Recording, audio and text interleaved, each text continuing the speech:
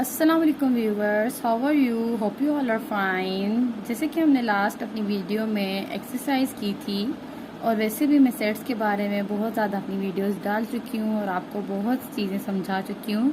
लेकिन यहाँ पर एक नया टॉपिक जो है मैथ्स की मैथ्स वाइज बुक क्लास 6 में यहाँ पर आया हुआ है, वो है हमारा कार्डिनल नंबर्स क्या होते हैं। तो आज मैं आपकी इसी बुक में से ये टॉपिक ले रही हूँ और आपको समझा रही हूँ बहुत अच्छे तरीके से, ताकि आपको आगे एक्सरसाइज करने में कोई दिक्कत ना पेश आए। तो यहाँ पर आपने क्या करना है, सबसे पहले कि हमने डेफिनेशन पढ़नी है कि डेफिनेशन में हमसे कह क्या रहा है। ठीक है, तो सबसे पहले कि कार्डिनल नंबर्स होते क्या हैं। The cardinal numbers of a finite set is the number of the distinct element in a given set. अब क्या है कार्डिनल नंबर, हम कैसे समझेंगे। अब कह रहा है कि हमारे पास कोई भी सेट जो होगा वो गिवन होगा, लेकिन वो फाइनाइट होगा। ठीक है, मतलब कि हमें कोई भी गिवन हो, यहाँ हमारे पास वो नंबर्स में होना चाहिए या वो वर्ड्स में होना चाहिए, किसी भी चीज़ में, लेकिन फाइनाइट सेट होना चाहिए। फिर हमने उनके एलिमेंट्स काउंट करने हैं कि वो कितने उसके एलिमेंट्स हैं। जो भी हमें गिवन सेट दिया जाए, जो उसके नंबर्स हमारे पास होंगे, जितने भी एलिमेंट्स होंगे, वो हमारे पास क्या होगा, कार्डिनल नंबर होगा उस सेट का। अब एग्जाम्पल से आप ज़्यादा समझ सकेंगे। तो एग्जाम्पल में यहाँ पर जैसे एग्जाम्पल नंबर 1 दिया गया है, let A is equal to 1 2 3 4 5। अब यहाँ पर सेट ए है हमारे पास 1 2 3 4 5। Set A has 5 distinct elements. अब सेट ए के पास जो है वो 5 डिस्टिंक्ट एलिमेंट्स हैं।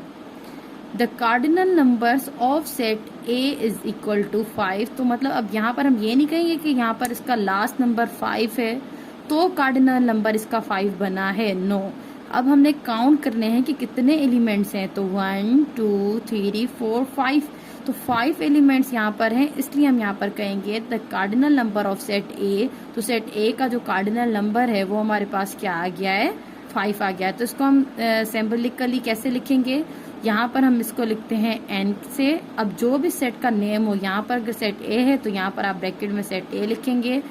तो आप बताएंगे कि कार्डिनल नंबर सेट ए का कितना हमारा आया है, 5 आया है। ये तो मैंने आपको एक एग्जाम्पल करवाया है आपकी बुक में से ही।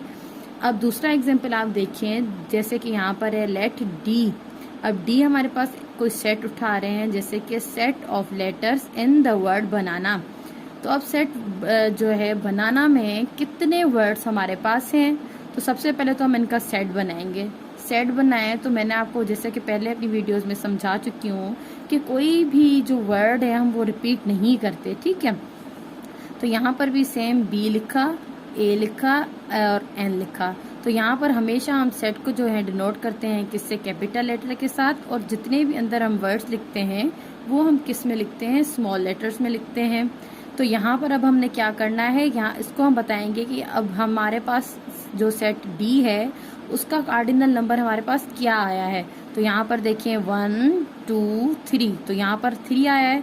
तो हम कह सकते हैं कि सेट डी का जो कार्डिनल नंबर हमारे पास है वो कितने हैं, 3। मतलब कितने एलिमेंट सेट डी में हमारे पास गिवन है, 1 2 3। तो इसको हम सिंबॉलिकली हम कैसे यहाँ पर लिख सकते हैं कि यहाँ पर हम लिख सकते हैं कि एन, जैसे कि मैंने आपको समझाया है इसका पैटर्न।